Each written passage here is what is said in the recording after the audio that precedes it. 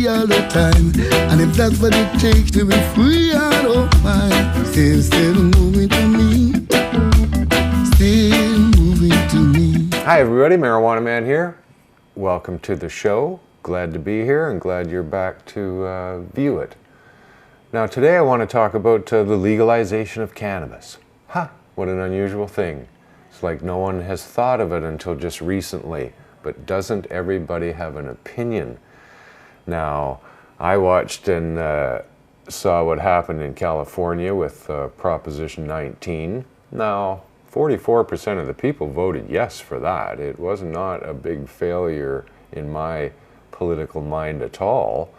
Anybody getting 44% is worthy of the effort and worthy of continuing. But what a bunch of nonsense it turned out to be. People from all over the planet, people who had no stake in the issue whatsoever, had such strong opinions on how this should go. And the people who are making the big bucks in the black market right now were wanting to have it all passed over, didn't want to vote for it. People didn't want to lose their position.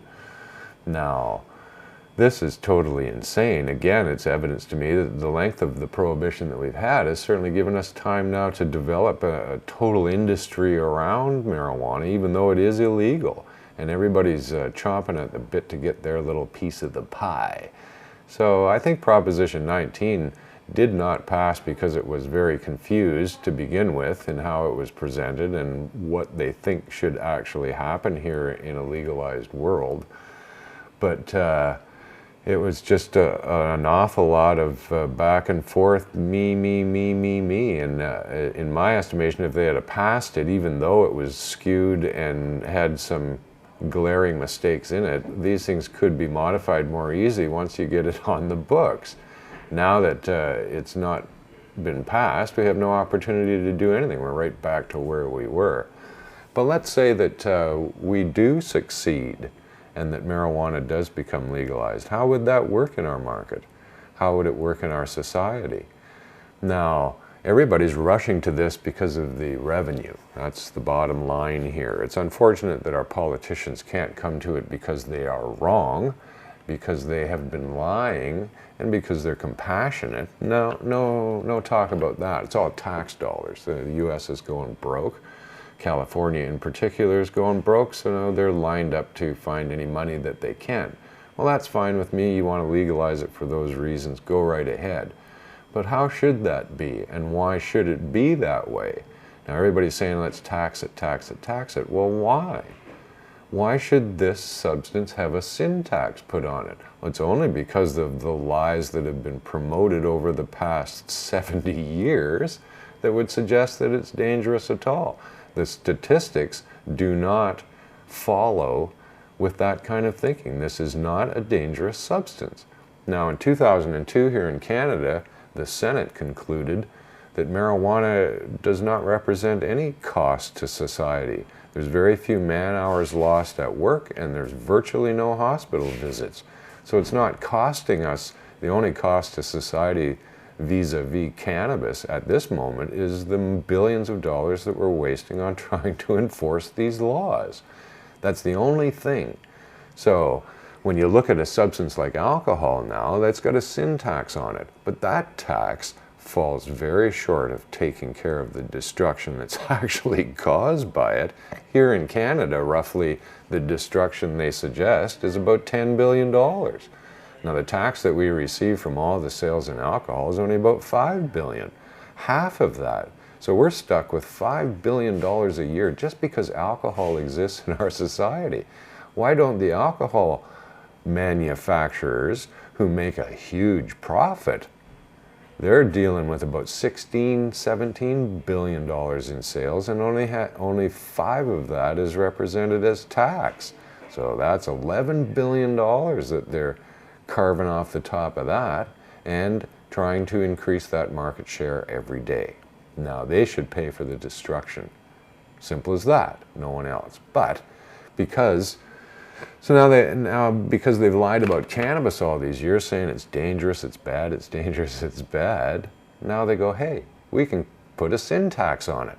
Because we lied that it was bad, now we can put an unfair and improper tax on it. Huh, what a beautiful thing.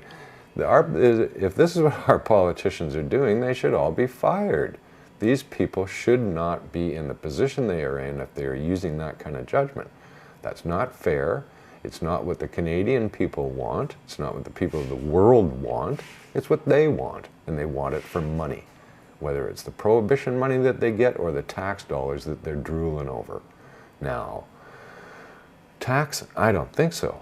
If in fact we were reasonable adults, and I'm embarrassed that these politicians are not reasonable adults, that they utter these stupid things.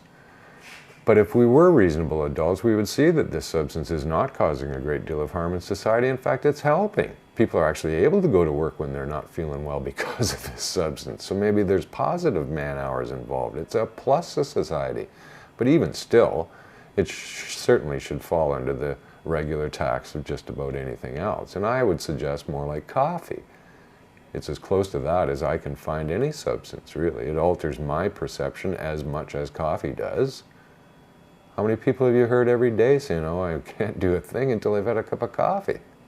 Wow, that's going to alter your perception, you would think. So coffee is a pretty good place to start. Now, it's not really my feeling that how many regulations should be put in place behind this. Everybody's now, they're talking about chemical food and pesticides and blah, blah, blah, blah, blah. Most of this nonsense, if it exists and if it's been used, is because of prohibition. Because some guy who doesn't care about you is growing weed in his house and he's got bugs and he wants to get rid of them because he wants to sell the weed. That's it. So yet, over the history of consuming of this plant, no one seems to have come forward and said, hey, I've had problem because of the mold. I had problem because of the pesticide. Now they use pesticides and bad shit all over our food.